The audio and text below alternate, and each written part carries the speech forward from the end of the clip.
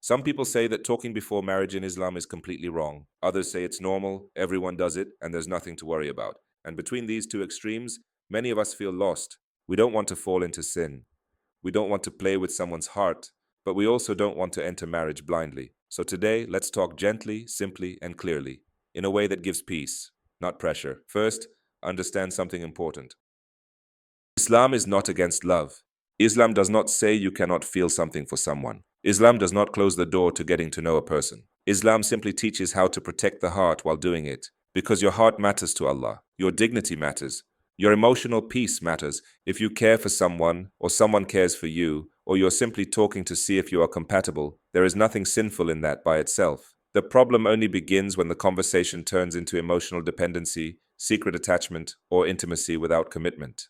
Islam allows communication with purpose. Islam does not allow communication that pulls the heart away from Allah or leads to emotional harm. Talking before marriage in Islam is allowed when the purpose is clear. I am getting to know you to see if we can build a future together. But it becomes harmful when the purpose becomes, I talk to you because you make me feel emotionally full, but I don't know where this is going. One brings clarity, the other brings heartbreak, and Allah wants to protect you from that heartbreak long before it reaches you. Think about how relationships are today. Texting all day, late night calls, calling each other mine without actually being anything to each other, making promises that may never be fulfilled, sharing emotions that make attachment deep and painful. But then, one person pulls away. One becomes distant, one stops replying, and the other heart, the one that trusted more, collapses quietly. You know this. You've seen this. Maybe you've experienced this. This is why Islam places gentle boundaries. Not to stop love, but to guard it. When two people speak with clarity, maturity, and respect, their hearts remain safe. When two people speak without direction, their hearts become exposed, vulnerable, and emotionally tied in ways that are hard to undo. Islam teaches us to talk in a way that keeps our heart in our control, not in someone else's hands. It can be simple, it can be respectful, it can be meaningful. You can ask, what are your values? What do you prioritize in life?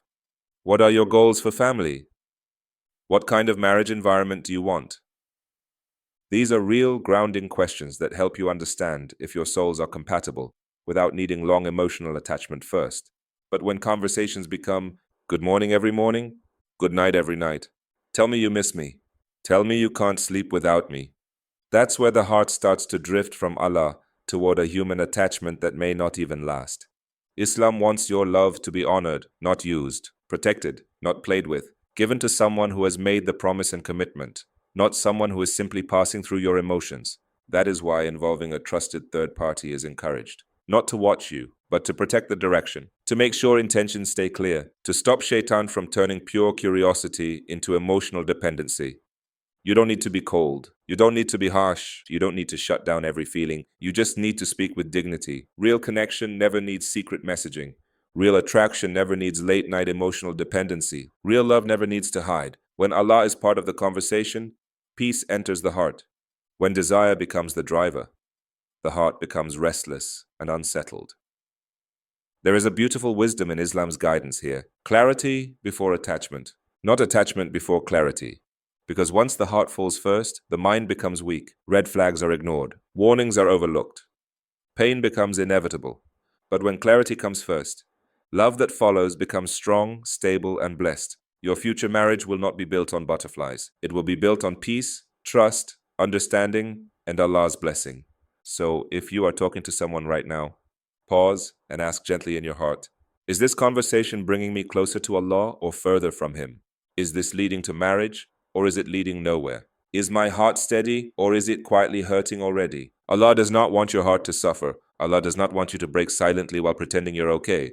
Allah does not want your value to be attached to someone who hasn't committed to honor you. Allah wants your heart to be given when the moment is right, to someone who stands in front of Him and says, yes, I choose this person. I am responsible for them. I am here for them. I honor them. That is love with dignity. So talking before marriage in Islam is not about saying yes or no. It is about talking with purpose, with respect, and with Allah in your heart. May Allah protect your heart from heartbreak. May He guide your steps toward what is pure. May He bring you someone who speaks to your soul with sincerity, someone who reminds you of Allah, someone whose presence feels like peace, someone who was written for you, beautifully and with wisdom. Ameen.